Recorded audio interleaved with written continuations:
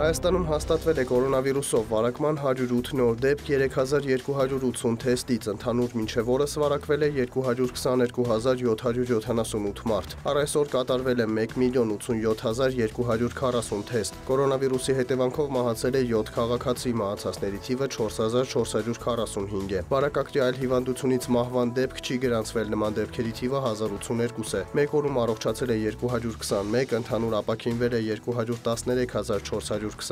փաստացի բուժվում է 3822 քաղաքացի։ Նախ Քովիդով, ապա պատերազմով պայմանավորված 2020-ի պետական բյուջեով ավելացրել էին առողջապահական ու ռազմական ծախսերը, խորհրդարանում ասել է փոխվարչապետի պաշտոնակատար Մհեր Գրիգորյանը։ 2020-ի գլխավոր ֆինանսական փաստաթղթի կատարողականի նախնական քննարկման փուլում Մհեր Գրիգորյանը ներկայացրել է կատարված աշխատանքը, նշել. տարին բացառիկ էր եղել եւ կառավարությունը բյուջետային փոփոխություններով կարողացել է արձագանքել ցնցումներին։ Ըստ փոխվարչապետի պաշտոնակատարի ավելացել է նաեւ պետական պարտքը, ինչի հաշվին հնարավոր է եղել ապահովել մակրոտնտեսական կայունությունը, նաև ֆինանսավորել հակաճգնաժամային միջոցառումների իրականացումը։ Այս զարգացումների արդյունքում կառավարության պարտքի բեռը հնանկատմամբ զարգացող երկրների պարտքի բեռին համադրելի աճ է գրանցել եւ հատել հարկաբյուջետային կանոններով սահմանված 60% սահմանային շեմը, որի պայմաններում կառավարությունը հանձնառու է մշակել եւ հրապարակել առաջիկա 5 տարիներին պարտքի հարաբերակցությունը 60%-ից նվազեցնելու միջոցառումների ծրագիր։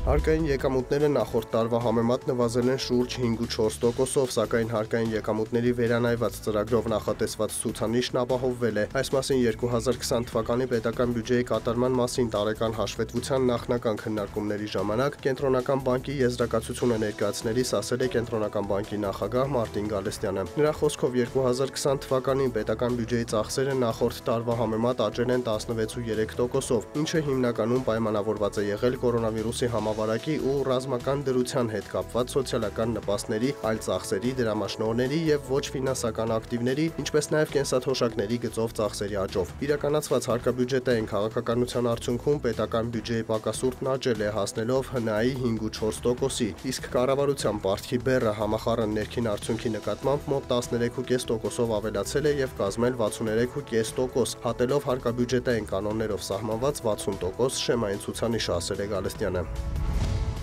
2021 թվականի հունվար-մայիս ամիսներին պետեկամուտների կոմիտեն ապահովել է 618,4 միլիարդ դրամ համախառն հարկային եկամուտ։ 2020 թվականի նույն ժամանակաշրջանում ցուցանիշը կազմել է 583,6 միլիարդ դրամ, իսկ 2019 թվականին 571,2 միլիարդ դրամ։ Այսպիսով նախորդ տարվա նույն ժամանակաշրջանի համեմատ պետական բյուջեի համադրելի եկամուտների աճը կազմել է 34,7 միլիարդ դրամ կամ 5,9%, իսկ 2019 թվականի հունվար-մայիս ամիսների համեմատ աճը կազմել է 47,2 միլիարդ դրամ կամ 8,3%։ 2021 թվականի առաջին 5 ամիսների ընթացքում փաստացի հավաքված եկամուտների հաշվին հարկ վճարողներին վերադարձվել է շուրջ 68,6 միլիարդ դրամ գումար։ 2020 թվականի նույն ժամանակաշրջանում վերադարձվել է 52,8 միլիարդ դրամ, իսկ 2019 թվականին 43,4 միլիարդ դրամ։ Այսինքն 2021 թվականի հունվար-մայիս ամիսների ընթացքում փաստացի հավաքված եկամուտների հաշվին հարկ վճարողներին վերադարձված գումարների աճը կազմել է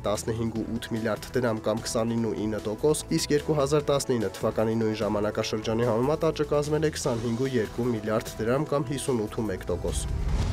Բազմաֆունկցիոնալ հարթակը թույլ է տալիս օգտատերերին, որպեսզի կարողանան գտնել իրենց անհրաժեշտ մասնագետին։ Ցանկացած վայրում, եթե սարք է փչացել, այս հավելվածով կարող եք գտնել համապատասխան մասնագետի, գրանցել պատվեր, նշել գտնվելու վայրը, օրն ու ժամը, մասնագետը կգա եւ խնդիրը կկարգավորի։ Հարթակը ներառում է տարբեր ոլորտների ավելի քան 600 ծառայություն։ Վարպետ հավելվածով թիմը 2 հարց է լուծել, պատվիրատուի խնդիրն արագ լուծվում է, մասնագետն էլ անաշխատանք չի մնում։ Հավելվածն արդեն ունի 50,000-ից ավելի ներբեռնում, գրանցված է 1400-ից ավելի մասնագետ, պատվերների թիվը մեկ օրում հասնում է 100-ի։ Նորարար ընկերություններին կառավարությունը հարկային արտոնություն է տրամադրում, մինչև 30 աշխատող եւ հետաքրքիր գաղափար առաջարկող թիմերը կարող են դիմել, ստանալ հավաստագիր։ Եկամտային հարկն այդ աշխատողների համար կկազմի 10%, իսկ ընկերությունը կազատվի հարկերից, շահութահարկից, եկամտահարկից։ Մոտ 3000 աշխատատեղ է ավելացել այս ընկերությունների շրջանակներում, մոտ 1000 ընկերություն է գրանցվել եւ ստացել հավաստագիր։ Բարձր տեխնոլոգիական արդյունաբերության նախարարությունն առաջարկում է նաև գաղափարից մինչև բիզնես ծրագիր։ Կտրամադրվեն դրամաշնորհներ հիմքում ունենալով 3 բաղադրիչ՝ նորարարական, հեռանկարային եւ բեկումնային։